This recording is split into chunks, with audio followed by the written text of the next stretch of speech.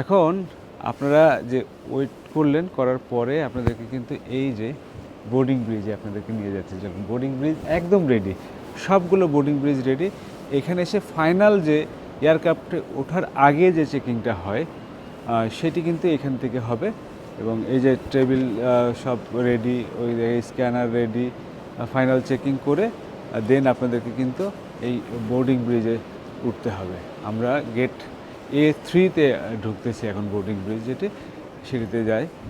এইখান থেকে যখন আপনি বের হবেন, বের হয়ে উপরে উঠে কিন্তু আপনাকে যখন আপনি বাইরে থেকে আসবেন তখন আপনাকে উপরে উঠে তারপরে কিন্তু নিচে নামতে হবে। আর যে দেখেন এই সব বোর্ডিং ব্রিজ, এটা আমরা একটা বোর্ডিং ব্রিজের ভিতর দিয়ে হাঁটছি, সেম জিনিসটা ওই যে দেখেন একদম রেডি। এইভাবে যে বোর্ডিং ব্রিজগুলো এই পাশটিতে আছে সবগুলো হয়ে গেছে, এবং লা মেরিডিয়ানের ওই প্রান্তে সব বোর্ডিং ব্রিজগুলো তো আগেই হয়ে গেছিলো। এখান থেকে আমরা এয়ারক্রাফটের সবগুলো এইগুলো কিন্তু দেখতে পাচ্ছি, টার্মিনাল 1 এবং 2।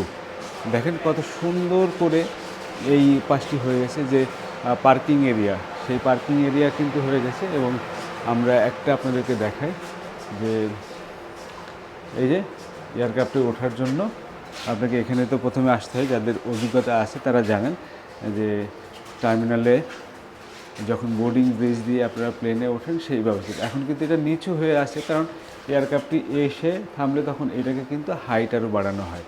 তো বোর্ডিং ব্রিজগুলোও কিন্তু খুবই সুন্দর, অত্যাধুনিক এবং সর্বাধুনিক প্রযুক্তির ব্যবহার কিন্তু আমরা এখানে দেখেছি। এই যে দেখেন পাশাপাশি দুটি এয়ারক্রাফটকে এট এ টাইমে একটা বোর্ডিং ব্রিজ দিয়ে সেবা দেওয়ার মতো সক্ষমতা কিন্তু রয়েছে। ওই পাশটি যেমন দেখাচ্ছে, এই পাশের বোর্ডিং ব্রিজগুলোও কিন্তু সব রেডি।